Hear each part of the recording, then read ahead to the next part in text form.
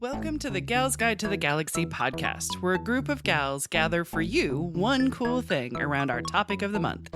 Is it ancient history? Is it breaking news? Is it safe for work? Well, that's up to each gal. All we know is that... Fasten your seatbelts. It's going to be a bumpy night.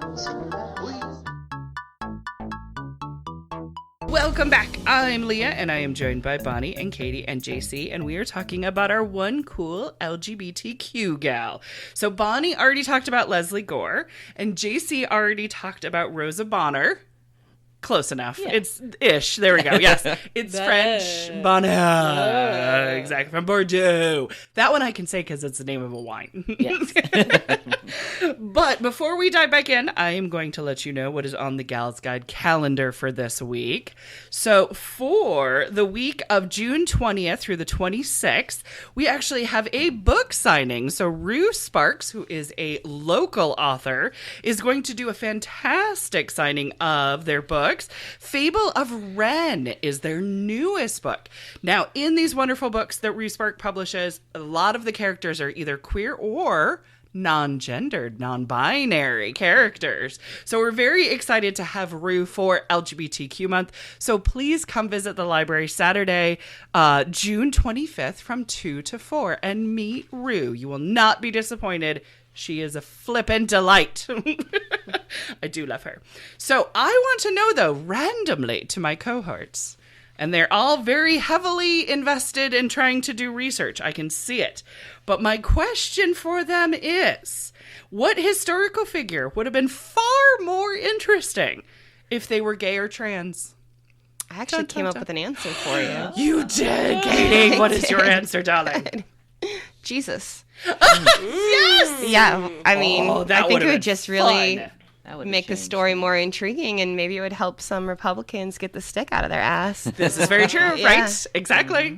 Yeah. That is Very, we're all God's children. Come on now. exactly. I mean, he was Jewish, and they don't really seem to care about that. Right, exactly. But, Yes. Oh, man, it's going to be very hard to beat Jesus. I pulled out the big guns. You really did. Like for the top. I'm stuck between two. I was going to say, so who's going to say God? No, I'm just kidding. Anyway, go ahead. I figure they go with Mary. Mary. It would have been hilarious if Mary was Oh, goodness. Sorry, JC, you sounded like you had an answer. No. I'm stuck between two. Yes. Either, like, George Washington would just be fun. I know, right? Or, like, Martin Luther was when I popped up on a list. I was like, it would be funny if you were right? gay or a trans. Dun, Either dun, way. dun. Might have changed history a little How would have the world shaped up a little bit? don't Yes, know. exactly. Dun, dun, dun, dun, dun. Those tape recordings might have been a little different. This is true. Bonnie, what about you? What are you thinking? I was trying to make sure that she didn't actually, that she wasn't for sure. Okay, yeah. Or had any escapades. Escapades. Janet Jackson? Are we talking about? Sorry, that's Janet Jackson. had a song called Escapade. Alice Roosevelt. Oh, yeah, with yeah, her causing issues for her daddy. Yes. Would have been so much worse This is true. if she had a little girlfriend or was wearing trousers. Well, she did wear trousers. Yeah, I've seen like that. She Yes. did it like once when they forbade Okay. her to see a dude, but that seems like it was a one-time thing. So for our listeners who are maybe new to the wonderfulness that is Alice, I believe Have it's we not done her Longworth yet? Roosevelt. Roosevelt Longsworth. I think. Longworth. Okay.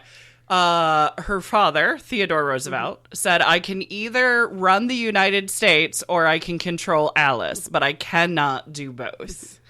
And she smoked. She drove. She drove a car. She wore pants once, at least. I think she had a pet snake. If it wasn't a snake, it was a monkey. That's right. She did have one feel unruly like it pet was a in the snake. White House because, like, the reporters or something like that, like, she would let it loose on them or something like that. I feel like it was a snake. Okay, that makes But if sense. it wasn't a snake, then I bet it was a monkey. Yeah. But if And she they even both. was gay or trans, it would be amazing because it'd be like, yes, bring it, all the things. All the things Daddy could disapprove of. Because I'm trying to think of what era that was, if that was the bloomer era. Right. Even if she wore bloomers instead of... Well, there was the car era, so it might have been after the bloomers. Yeah. Because she did have a car. Mm-hmm. So... Yeah, Wilson was definitely at the end. Right. Of suffrage. Yep. Because, his wife forced his unconscious hand to sign the 19th Amendment. We're still determined that he was unconscious, and I'm still just she was baffled president. that she was so against suffrage, but the lady is running a country. Right, exactly. Women shouldn't have that kind of power. Meanwhile, I need to sign this document, honey. Don't even worry about it. Somebody needs to run this country. Dun, dun, dun, dun, dun. Oh my gosh. So now I'm trying to think of a fantastic character. Shoot. I didn't think of this question. I mean, I thought of this question, but then I didn't think of an answer to this question. I'm so terrible. Oh my gosh. Dun, dun, dun, dun, dun, dun, dun. Who would have been more interesting in history if they were gay or trans? I mean, immediately... I want to say the leader of the Westboro Baptist Church. For sure. Because then I feel like we wouldn't have all this hate and spite. I don't know, but don't you always wonder when somebody doth protest too much? It's usually a fear of what they hate in others is what they feel like they have, but they are just rejecting it. So, I don't know. You're right. So probably you don't really know, the leader of Westboro Baptist Church probably is already gay or trans. Just by association. And that sounds evil to say, too. Have you seen them? As evil. Right, exactly. Yeah, absolutely terrible. I'm just waiting for Mike Pence to come out. Right? Waiting. Any day.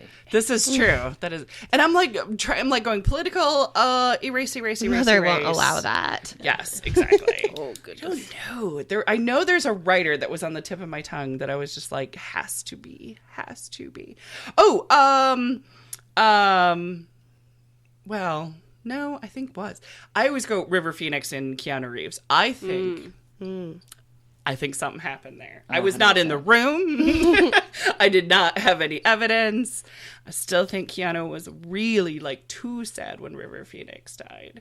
But they would have been a power couple beyond every power couple, and it would have been great. What was that movie they did together? My Own Private Idaho, which was a gay parable and directed by a gay man. Yeah. So I'm come on. Yes. So I do love that one. So, all right, I'm going to go with that. So, ha. That has nothing at all whatsoever to do with the gal that I'm going to be talking about, by the way. Oh, just you wait. Maybe. Okay, all right. So my gal is the co-founder of GAI, GAI, which stands for Gay American Indians. Nice. Right? Exactly. It's so gay. I love it. So she is an author, a photographer, and a human rights advocate for women and Native Americans. And just I stumbled upon her and then I went deep dive and I absolutely love this woman. So her name is Barbara May Cameron. She was born in 1954. She grew up at Standing Rock Indian Reservation in North Dakota, which has been in the news of recent, years. She is a member of the Hunkpapa Lakota tribe. So again, I wonder if Claire knows about her because Claire is in that area of Lakota tribeness. But Barbara was raised by her grandparents. She went to school on the reservation. And then she furthered her education by going to the American Indian Art Institute in Santa Fe, New Mexico. She majored, that's the word, in photography and film. So right away, my old filmmaker-ness is connection. Tell me more. I like it. So in 1973, at the age of 19, she moves to California. I was 18 when I moved to California. So again, loving this. She attended the San Francisco Art Institute. I did not go there because that's a very prestigious school. She won awards for her photographs and for her filmmaking while she was there. But in 1975, Barbara and Randy Burns, which is just a really great name, by the way, Randy Burns, they co-founded GAI, G-A-I. So Gay American Indians. Barbara said that her reason for founding the organization was that Native American gay people had different needs and struggles than the gay white community. She wrote, quote, "We must not only struggle with the racism and homophobia of straight white America, but must also struggle with the homophobia that exists within our third world communities. We form alliances loosely based on the fact that we have a common oppressor, yet we do not have a commitment to talk to each other about our own fears and misconceptions about each other." So there's something about being in an excluded group and then being in an even more excluded group within that really kind of isolates you, and she wanted to do something about that. So in the 80s, she helped organize Lesbian, Gay, and Freedom Day parade and celebration that took place on the streets of San Francisco. And yes, that is now known as the San Francisco Gay Pride Parade. It started in 1970, the San Francisco Parade, and it had about 20 to 30 people in 1970. They walked on June 27th. Then the next day, 200 people joined in at Golden Gate Park, where they had the Christopher Street Liberation Gay Inn. So like read in or sit in, it was a gay inn. So I was all about it. The police department, of course, decided to raid the event because that's what they were doing in the 70s. 7 people were taken into custody that day, but there was no charges for anybody. What? Right. Lewd conduct. Because being gay in public was considered lewd they were conduct. Just doing that sodomy right in front of everybody. They weren't. They had a sign. It said gay liberation, lewd. Oh, please. But Barbara ran this parade from 1980 to 1985. Nowadays, the parade, it says on the website, it is the largest gathering of LGBTQ people and allies in the nation. They don't have, the last couple of years of data because COVID, but in 2015, 1.8 million people were at San Francisco Pride Parade. I mean, amazing. That's a lot of people. And it's in 2 days. So 2-day celebration. Almost 2 million people. Wow. But yeah, so she ran it from 80 to 85. So now her writing, because we are a library and we love the ladies who write, she had a couple of anthology pieces. What? Because Gals Guide has an anthology. Shameless plug. In 1978, Barbara was in Our Right to Love, a lesbian resource book. She had a piece in there. In 1981, she was in the anthology This Bridge Called My Back, Writings of Radical Women of Color. I just love the idea. It's backbreaking work. My back is a bridge. It's just powerful memoir or powerful statement. In 1983, she was in the anthology Gathering of Spirit, a collection of writing and art by North American Indian women. There was 12 Native lesbians. Nice. Can I just tell you how much I love the term Native lesbian? So I know it means Native American lesbians, but Native lesbian, it's like they're living in their natural habitat. They're just native. Just so many levels of that phrase is like, yes, please. Yes, we need to use that more often. Also, it needs to be on a t-shirt. I'm just saying, Native lesbian. She also went to Nicaragua to learn and to help fellow women in need. She called herself Hermanos Hermanas. We Are Sisters. And that was the group that she worked with in Nicaragua. In the late 80s, she got into politics. So this is where her and I kind of differ, because politics, I go, ugh. But she goes, yes, I'm going to make a difference. So she was vice president of the Alice B. Toklas LGBTQ Democratic Club. If you don't know, Alice was born in San Francisco. Therefore, the San Francisco tie is very close.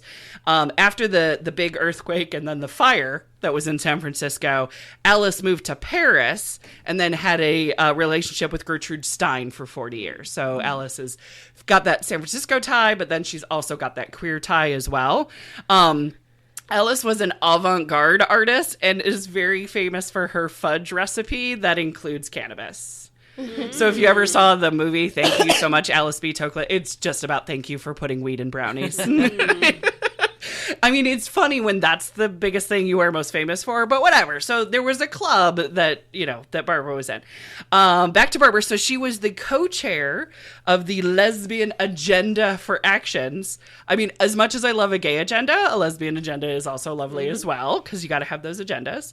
She was a delegate for Jesse Jackson's Rainbow Coalition. If anybody remembers the Rainbow Coalition. I'm going to have people from everywhere and all diversities and all, races and working together for politics. And I'm like, it's Jesse. It's not going to work. It's not going to work. But she was in the Rainbow Coalition. So yay. She was appointed by the mayor of San Francisco, Dianne Feinstein, who is now either a senator or congresswoman. I'm not sure. I think Dianne, she's there still today. And she was the mayor of San Francisco at one point. She was appointed, Barbara, to run the Citizens Committee on Community Development, and to be on the San Francisco Human Rights Commission as well. The next incoming mayor was Frank Jordan, and he asked Barbara to serve on the United Nations Commission on the Status of Women. So she then moved to the United Nations. Within her community as well, she decided to help it was the CUAV, which is the Community Against Violence, the Community Against Violence. She was the executive director and helped domestic and hate crime survivors. In 1992, she was awarded the Harvey Milk Award for community service. She was the first one to receive a Bay Area Career Women Community Service Award as well. And not surprisingly, in the 80s, being in San Francisco, she very much was in the movement to help with the AIDS crisis that was going on. She really put a focus on, with the AIDS crisis, to indigenous peoples. So she traveled from Indian reservation throughout the United States to actually talk about what this disease is, how it is being spread, awareness, and then also medication as well. She also was a participant in the International Conference on AIDS in Berlin as well, representing how it was affecting Native American communities on the reservation. She was on the board of directors for the San Francisco AIDS Foundation, also the American Indian AIDS Institute, which I didn't even know there was a thing, but she was on the board of directors of it. She was even a consultant for the CDC. So the CDC, where hasn't she been? I know, right? Exactly. For the CDC and the U.S. Department of Health and Human Services, which is pretty much a sister organization to the CDC when it came to the AIDS crisis. Barbara's partner of 21 years was Linda Boyd. The two of them raised a son together, and they're absolutely adorable. I think they would have been together longer had they met earlier, and Barbara wasn't working so much. I think the 21 years was she finally like, oh, look, there's other people to share a life with. And so either that or Linda just absolutely captured her heart. But Barbara died in 2002. It is said of natural causes, but she's only 47. She's 2 years older than I am right now. And she did all this stuff before 47. And I'm like, wow, I've got to do more stuff, guys. She did all of that in 47 years. But she was brought to rest, her final rest in South Dakota. So she was brought back to an Indian reservation, and she says, quote, I rediscovered myself there, she wrote on a visit to Standing Rock in 1981. She said, quote, I was sad to leave, but I recognized that it was a significant part of my life that never left and never will. And that's the part that gives me strength, the strength of my people's enduring history and the content belief in the sovereignty of our lives. So she kind of left, the reservation, went to the wild streets of San Francisco, but it really was like pulling her back home to Standing Rock. And so she was buried there. But girl does so much. Okay. It's incredible. I know, right? Yes. Never heard of her. I know, right? Shame. My gosh. I mean, her name has to be like everywhere in the 80s, and yet, no. Barbara May Cameron had never heard of her and stuff. Yes. Do you have any questions? I'm very glad you introduced her to us. Yeah, that's an incredible story. An incredible life. Death certificate. I know, right? Ancestry. I know, exactly. That's weird. It does, because it says natural. I mean, on her profiles, it says natural causes, but I'm like, natural causes at 47? I mean, couldn't that just be an illness? I mean, if you had pneumonia but it's also 2002. Yeah. You know what I mean? We're not talking about, a prolonged illness or any. Yeah, it just. Yeah, it just doesn't. There's something about it that seems a little like, but what? Yeah. But what? But also, what was it they used to say in the 80s during the AIDS crisis, though? They would say that celebrities who died of AIDS died of, oh gosh, what did they used to say? There was actually a phrase for it. It wasn't natural causes. Oh, prolonged illness. Yeah. That's what they called died of AIDS in the 80s, prolonged illness. I feel like now they do heart conditions for celebrities when it's really like drug. Yeah, when it's an overdose. Alcohol, yeah. Yeah. I mean, Prince, they said he had a heart attack. I'm like, no, he got some sketchy meds. Because the thing is, when you're a music star, do not get the flu or pneumonia and also be taking pills for concerts. That's how we've lost a lot of them. They get the flu and then they take some kind of like amphetamines and then... Yeah, the human body's not meant for that. Don't do drugs, kids. I think that's my strong message that I have there. Just don't do drugs. But yeah, any questions? That whole time I was thinking how cool would it have been if Wilma Mankiller was great. Gay or trans. Oh, that is so true. Yeah, no, that just by name alone, yes. Right? Exactly. Yes, man killer. That's right, I am. Damn fierce lesbian named Man Killer. She had a very lovely husband. Exactly. Beautiful. All right, well then I shall wrap it up, darling. Well, that wraps it up for us this week. Join us next week for another cool woman of history as the Gals Guide podcast continues. Thanks for listening. Woot! For show notes, links, and images from this week's show, visit galsguide.org. Want exclusive stuff like deleted bits and major bloopers? Become a Gals Guide patron today. Thanks for listening.